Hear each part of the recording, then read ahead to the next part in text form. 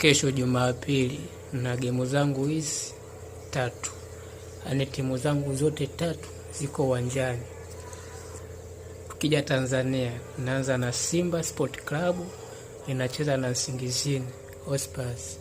Simba itashinda goli hizi 5. Alafu saa 11 ni Arsenal Chamalawana na Crystal Palace.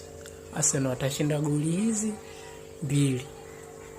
Alafu saa 12 na robo dabi ya Hispania, Real Madrid na Barcelona. Barcelona atashinda goli hizi 3. Alafu kwisha habari.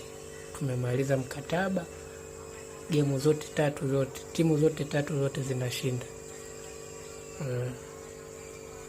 Zote zinashinda.